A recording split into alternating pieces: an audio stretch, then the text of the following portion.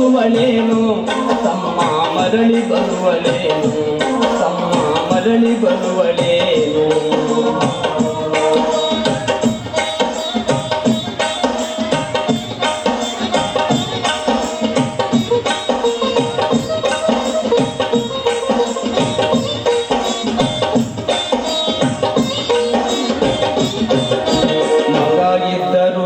ಹಡೆದ ತಾಯಿ ಪರದೇಶಿಯಾಗಿ ಹರಡು ಅಲ್ಲಿ ಇಲ್ಲಿ ಭಿಕ್ಷೆಯ ಬೇಡಿ ದಿನಗಳ ಕಲಿತಾಳು ಮಗ ಇದ್ದರು ಹಡೆದ ತಾಯಿ ಪರದೇಶಿಯಾಗಿ ಹರಡು ಅಲ್ಲಿ ಇಲ್ಲಿ ಭಿಕ್ಷೆಯ ಬೇಡಿ ದಿನಗಳ ಕಲಿತಾಳು ಬಂದ ನೋವುಗಳ ಸಹಿಸುತ್ತ ಮಗನ ಚಿಂತೆ ಮಾಡುತ್ತಾಳು ಬಂದ ನೋವುಗಳ ಸಹಿಸುತ್ತ ಮಗನ ಚಿಂತೆ ಮಾಡುತ್ತಾಳು ಕಣ್ಣು ಕಾಣಲಿಲ್ಲ ಕಿವಿಯು ಕೇಳಲಿಲ್ಲ ಎಷ್ಟು ದಿನ ಇರುತ್ತಾಳು ನನ್ನ ಮಗನಿಗೆ ಚೆನ್ನಾಗಿ ಇಡುವಂತ ಮಾಂತನ ಬೇಡಾಳು ತಾಯಿ ಬೀಜಾಗ ಸತ್ತಾಳು ದುಡ್ಡು ಕೊಟ್ಟರೆ ಬೇಕಾದ ಸಿಗುತ್ತದೆ ಜಗದಲ್ಲಿ ಕಾಣೋ ಹಡೆದ ತಾಯಿಯನ್ನು ಕಳಕೊಂಡ ಮ್ಯಾಲ ಮತ್ತೆ ಸಿಗುವಳೇನು ತಮ್ಮ ಮರಳಿ ಬರುವಳೇನು ತಮ್ಮ ಮರಳಿ ಬರುವಳೇನು ತಮ್ಮ ಮರಳಿ ಬರುವಳೇನು ತಮ್ಮ ಮರಳಿ ಬರುವಳೇನು ತಮ್ಮ ಮರಳಿ ಬರುವಳೇನು ತಮ್ಮ ಮರಳಿ ಬರುವಳೇನು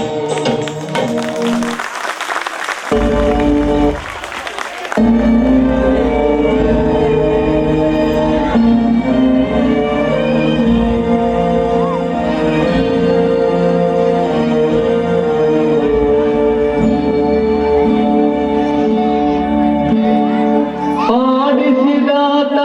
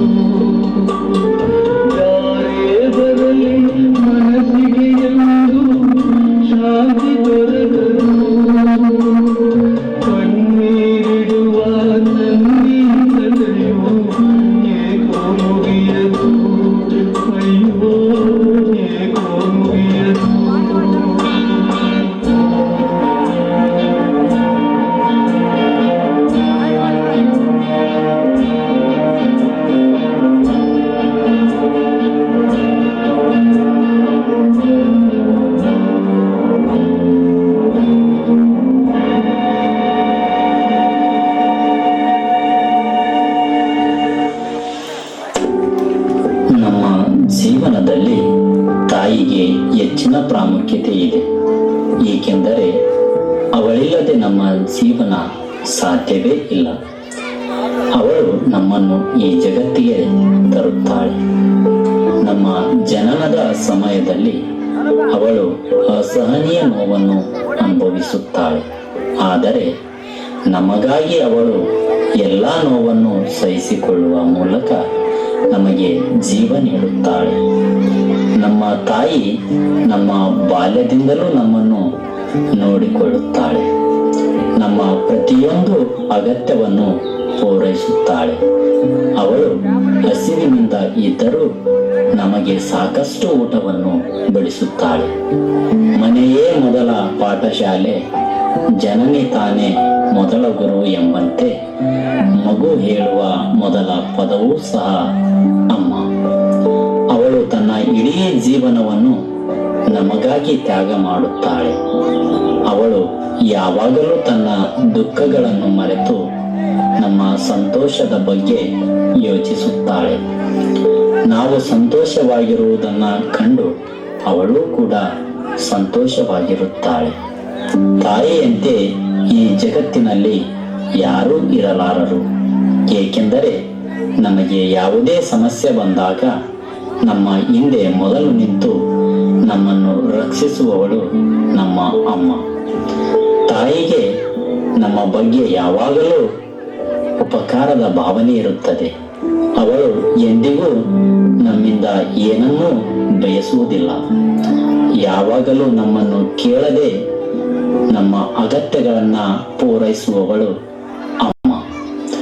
ನಮ್ಮ ತಾಯಿಯಷ್ಟು ಧೈರ್ಯಶಾಲಿ, ತಾಳ್ಮೆ, ತಪಸ್ವಿ, ಪರೋಪಕಾರಿ ಜೀವನ ನೀಡುವವರು ಯಾರೂ ಇರಲಾರರು. ತಾಯಿ ನಮಗೆ ಭೂಮಿಯ ಮೇಲೆ ಜನ್ಮ ನೀಡಿದ ದೇವರ ಮತ್ತೊಂದು ರೂಪ. ಆ ಅಮೂಲ್ಯ ಜೀವದ ಋಣವನ್ನು ತೀರಿಸಲು ನಮಗೆ ಎಂದಿಗೂ ಸಾಧ್ಯವಿಲ್ಲ. ಆದ್ದರಿಂದ ನಾವು ನಮ್ಮ ತಾಯಿಗೆ ಸಾಧ್ಯವಾದಷ್ಟು ಸೇವೆ ಮಾಡಬೇಕು. ನಮ್ಮ ವ್ಯಕ್ತಿತ್ವವನ್ನು ಹೆಚ್ಚಿಸಲು ಅವಳು ತನ್ನ ಜೀವನವನ್ನು ಮುಡಿಪಾಗಿಟ್ಟು ಜೀವನದ ಪ್ರತಿಯೊಂದು ಸಂತೋಷವನ್ನು ನಮಗಾಗಿ ತ್ಯಾಗ ಮಾಡುತ್ತಾಳೆ. ಹಾಗಾಗಿ ಇಲ್ಲಿ ಸೇರಿರುವಂತಹ ನಾವೆಲ್ಲರೂ ನಮ್ಮ ತಾಯಂದಿರಿಗೆ ಸಾಧ್ಯವಾದಷ್ಟು ಅವಳ ಮನಸ್ಸಿಗೆ ನೋವಾಗದ ರೀತಿಯಲ್ಲಿ ನೋಡಿಕೊಳ್ಳೋಣ ಎಂದು ಹೇಳಲು ಬಯಸುತ್ತೇನೆ.